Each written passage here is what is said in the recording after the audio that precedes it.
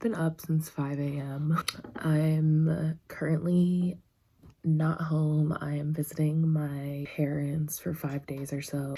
Usually I don't bring as many books as I brought with me this time, so I'm definitely hoping to get through a few. I have a couple library loans that I have to finish up before like the end of the week, so we'll see if I can get through those. If I can't, it's not the end of the world. Yeah, I'm trying to really clear my shelf out. I have a lot of books that I've gotten like years ago that I still haven't read, so I really want to get through them like in the first half of 2023. I don't think I'm gonna be able to finish this book. I'm only here for like 6 days. This is very ambitious, but I don't think I'm gonna be able to finish Seven Husbands of Evelyn Hugo, but I did borrow this from my sister. It's not my copy, and I'm gonna be seeing her this week, so I was kind of hoping that maybe I could finish this so that I can leave it here, but we'll see. This is not something I'm trying to quickly read at all, but my dad lent me his copy of the 1619 Project. This is a nonfiction. I'm pretty sure. I've literally never looked it up or anything. He just asked me to read it, so I'm gonna read it. I'm currently listening to Jeanette McCurdy's book, and I only have like an hour of it left, so I'm probably gonna finish that today. And then I have 4 library books on loan right now. I'm reading The Astonishing Color of After. I'm in the middle of House of Hades. My goal with making these like longer reading vlogs isn't necessarily to vlog as much as it's like I tried to film like everything that I read in 2023 video. Actually, I did film it and I just literally never posted it because I hated it. I felt like it had been so long since I had read so many of the books and I hadn't necessarily like organized my thoughts about any of them. Part of what I want to do is like talk about books in a more concise way, and I think it's a lot easier if I just record as I'm reading things or record as I finish things to organize my thoughts and actually be able to talk about the reasons why I liked these books. So I actually did finish Astonishing Color of After by Emily X.R. Pan. This is like a fiction YA following this girl who is half Taiwanese, half American, who is mourning her mother who had been struggling with depression and died by suicide. She ends up going to Taiwan to like learn more about her mom, and also because her mom comes back to her as this big red bird and she's trying to find this bird. I really loved like the elements of magical realism in this and like the exploration of Taiwanese culture, beliefs, and rituals. At times it did feel really long, which is my main complaint, and it was kind of switching between past and present. There were parts with her mom, but there were also parts with her and her friend who was kind of posed as this like love interest, and the parts with the friend did feel a bit unnecessary to me at times, especially considering how long the book was, but otherwise it was a really good read. I also did end up reading Seven Husbands of Evelyn Hugo.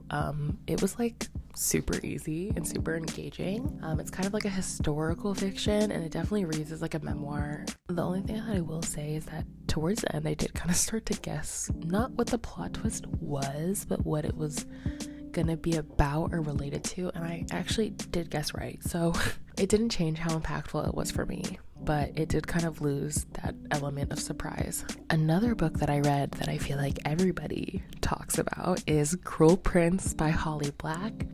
And I hate to say it, but this book was just not giving for me. I don't know, like I enjoyed it. I don't know if it was just not the right time for me. I don't know what it was, and it's crazy because later I ended up watching like the book Leo talk about like why she liked the book so much, and as she was explaining it, I was like, okay, I can see this. Like I can see why people like it, but I think I wasn't there when I had to be there, and yeah, I was sad about it because I wanted to get it. Wow, so I just finished reading Sorcery of Thorns, and the vibes were immaculate. I feel like I've seen everybody and their mother say that this book has Howl's Moving Castle vibes, and that's like my favorite movie of all time. I watched it when I was 5. I've never been able to let it go since, and so I was kind of like hesitant to believe that, but like the vibes were impeccable. I definitely think that it started out very strong, and by the end, like I did like the resolution to everything. At times it felt a bit corny, but not in a bad way. Like it didn't take away from my enjoyment, but there were times that I was just like, of course this is happening. But overall, such a good read. I'm like hesitating to immediately rate books because I find that a lot of times I will say that it's a certain rating and then I sit with it for a bit and I change my mind. But it's definitely either a 4 or above. Also, the ending, I don't know. I might read the novella. I think that I would enjoy it. And I've never really read like a novella yet. I have the Quarter Thousand Roses, and I have not read that yet because I don't know. It just, after finishing the third book, I just frankly did not want to continue. But with this, I'm like, I might have to keep reading. It was like that good to me. Sorcery of Thorns basically follows Elizabeth, who was raised in a great library. And in the great libraries are housed these grimoires, which are basically books of, I guess, spells or magic, because sorcerers exist in this world.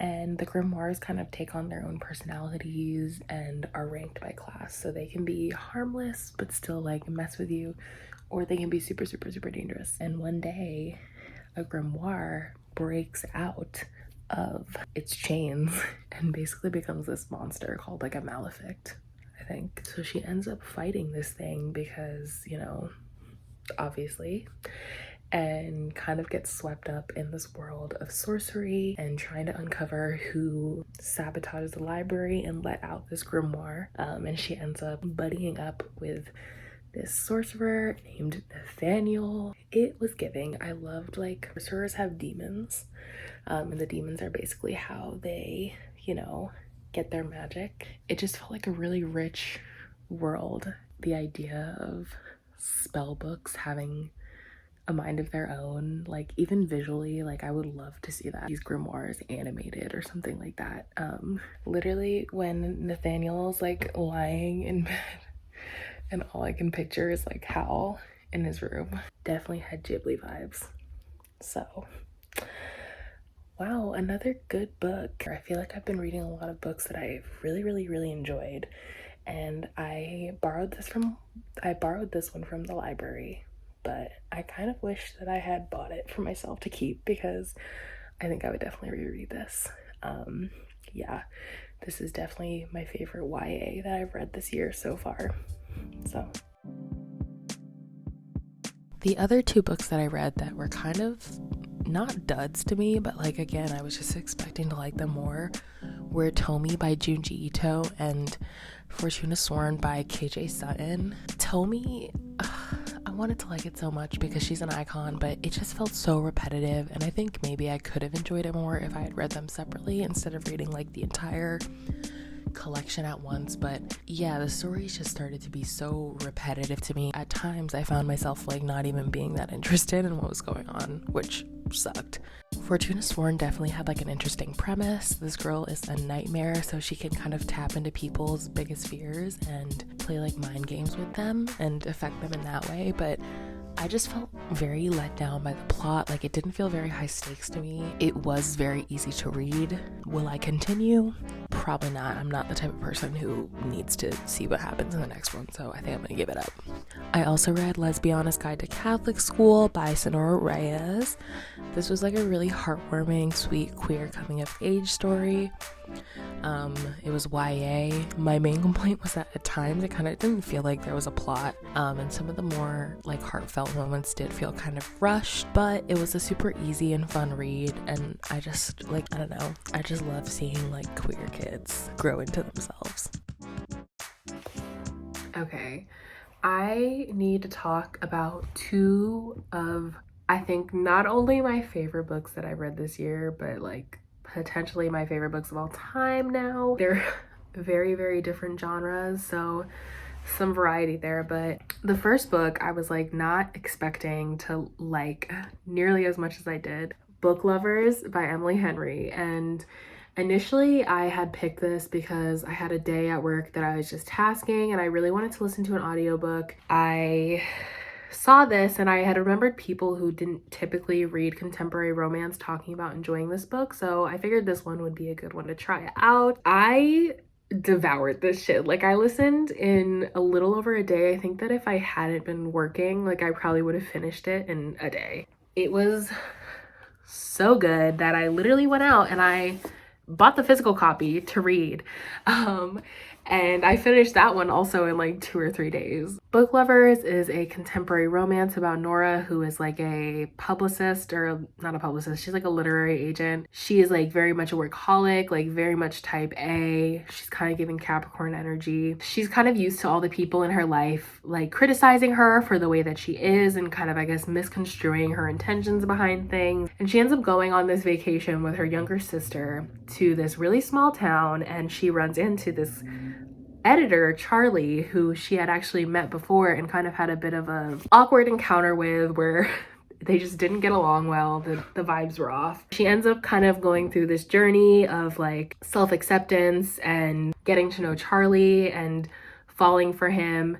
And what I really liked about this book was that all of the things that people criticized her about not doing were things that she really had when she was with Charlie. And it was because he really liked her, and he really accepted her as the person that she was. And he really liked the person that she was and is actually very similar to her. And so I felt like through falling for him, she was kind of also able to kind of have some empathy for herself and recognize that like these criticisms that other people have about her are just things that don't work for them, and she's actually just fine the way she is. So yeah, I don't know. I don't like to say, like, I don't feel like I have guilty pleasures, in the sense that like I don't really feel guilty for the things that I like, because I like it for a reason. If you don't get that reason, like, that's on you. But I was like very shocked by just how much I loved that book. Like, whenever I rate things, it feels like a balance between like objectively how good I think the book is and like how much I personally like it. But for me, a 5-star book is, I think, either a book that I'm just like, oh, she's just like me, so usually about mentally ill women,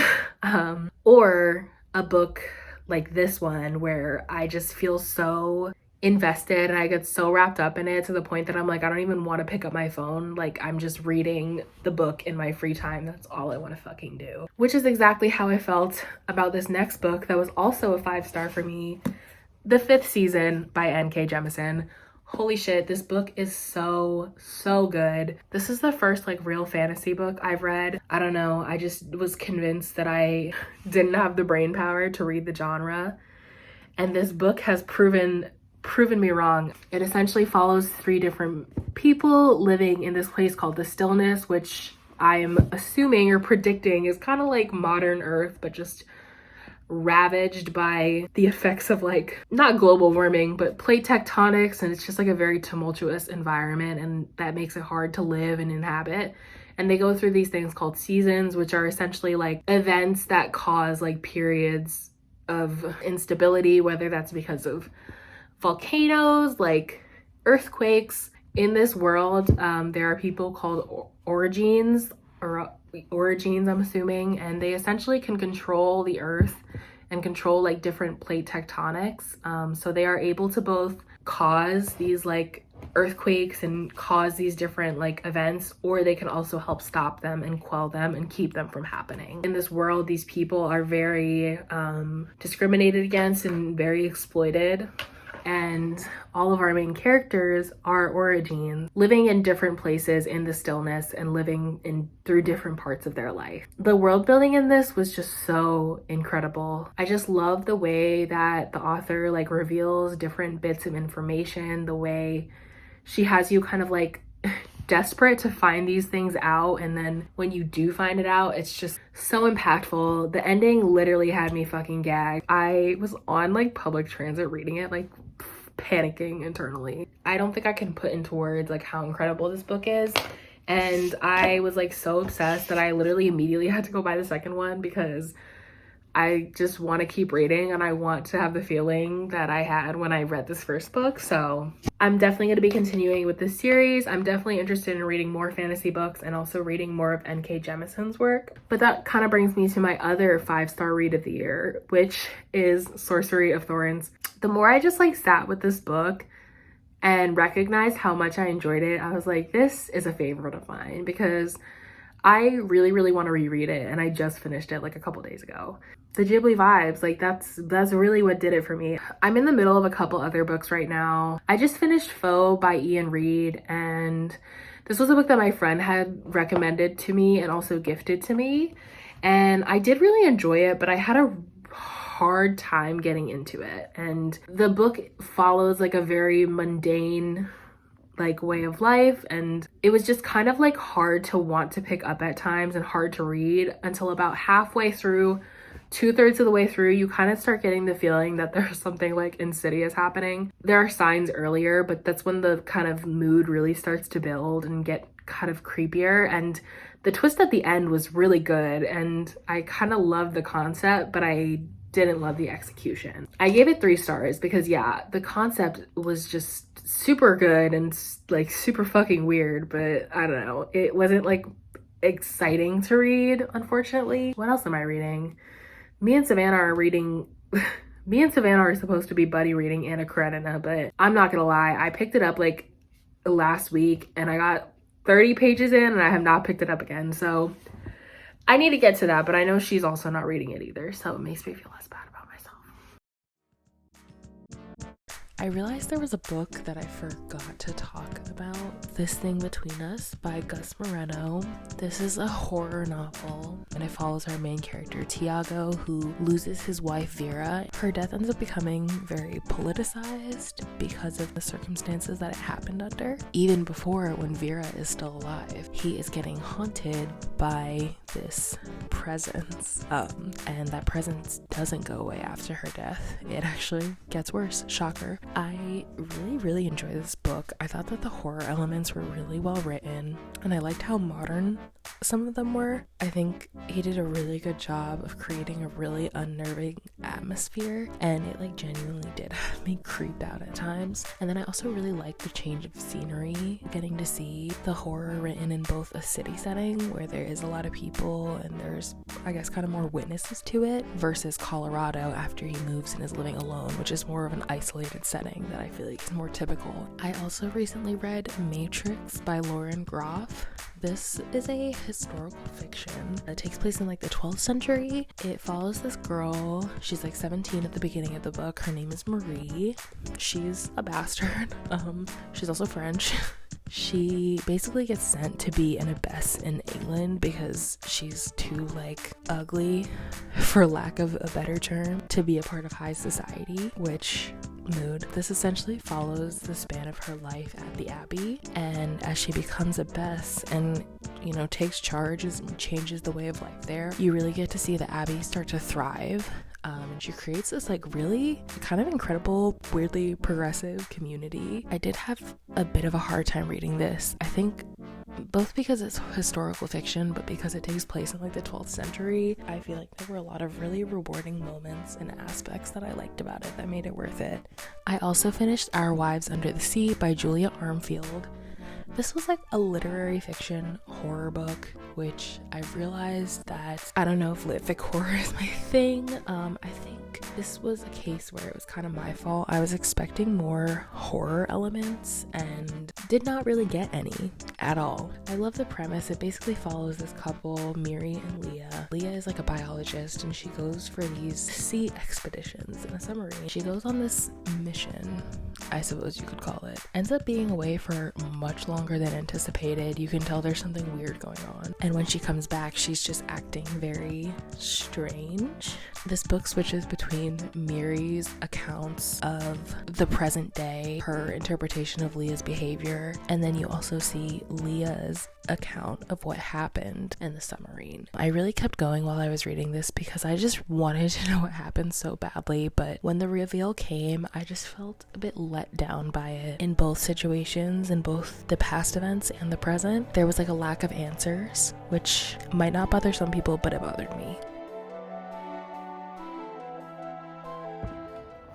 So, after January, I was convinced that I would read so many books in February. I was ready. I was, you know, in the middle of a series that I liked, and that just did not happen. I only read 6 books in February, which is fine. I don't really have any like specific goals. I don't know, life was just kind of beating my ass, so I just did not get around to reading as many books as I would have liked. I did listen to a decent amount of stuff on audio, which was nice because I find audiobooks like a lot easier to digest, but I had finished both Our Wives Under the Sea and Matrix, I think in like the middle of the month. And since then, I've only really listened to 2 books. Things to Do When You're Goth in the Country, which is a collection of short stories, and then Kiss Her Once for Me, which is a queer romance. I have never really read like a short story collection, and I did enjoy it, but it didn't leave a very strong impression on me. As I'm like trying to think of what to say about it, like I just am not really sure. It was good. There are definitely like a couple stories, specifically like the more bizarre ones,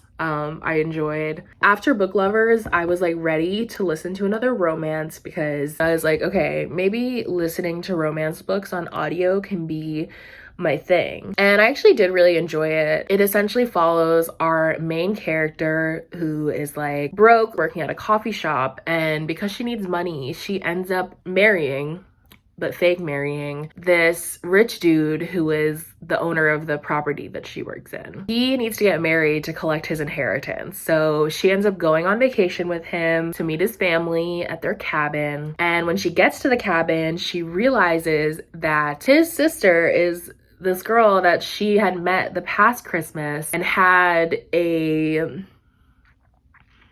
fling with. It was more than a fling. It kind of was left off on a weird note. And this is the first time she's seeing her since that incident. So it was really interesting. She's like there for the holidays. They have all this tension. I will say, like, I really loved the love interest. Of course, I'm blanking on her name now. It's like, that's how out of it I've been. I can't remember anything. I don't know, this might sound like, I don't know if it was the way that the main character was being voiced. At times, I found her kind of annoying, but you know, she definitely goes through some growth, through some change. I really like that the love interest was like clocking her and was like, listen, you need to get a grip, but in like a loving and understanding way. Yeah, I thought it was fun. Maybe too many Taylor Swift references for my taste, but those 2 books end out the month of February for me. I've read 17 books this year technically, but it's like March 2nd, so I did just finish one the other day. I finished In the Dream House by Carmen Maria Machado. That was a memoir that I did also listen to, and I did enjoy that as well. Next month, I'm really hoping that I can read more fantasy. My attention span has just not been there. I've been really tired. I've been working a lot. I've had a lot of other stuff going on. I've just had a really hard time just like sitting down and picking up a book, but I really want to finish Obelisk Gate by N.K. Jemisin because I was really enjoying the Broken Earth trilogy. I do also really want to read a nonfiction book in March. I really want to read Trip by Tao Lin. My friend Stacy lent that to me. I'm forcing myself to read more Anna Karenina because Savannah actually has been reading it, so I need to get on that. I need to be serious about my goals. I also realized, like, as I've been editing this video, because I've been kind of editing as I go, I never like introduce myself. Probably because I was assuming no one would watch this, but in case anybody does, and in case they get to this end part, my name is Suvi. Hi. I really decided I wanted to start making book videos last year after I started reading a lot again. I was like, anybody can put their opinion on the internet, for better or for worse, so like, why can't I? I don't particularly plan on posting with much frequency, but I definitely do want to continue talking about just all of the books that I read this year. Hopefully that's interesting to you. If it is, feel free to subscribe. I'll probably post in like the end of March or April or something. That is all for today. I hope that you've been having a good start to the year. Drop a comment and let me know what your favorite book that you read at the beginning of this year is. Honestly, favorite book, favorite TV show, favorite movie. I'm trying to be better about consuming content in 2023. I actually really don't watch TV and I don't watch movies that often, so I do really want to start broadening my horizons. So give me a recommendation. I want to check it out. So yeah, that's all for today. If you know me in real life, please don't bring this shit up to me, and I'll talk to you later. Bye.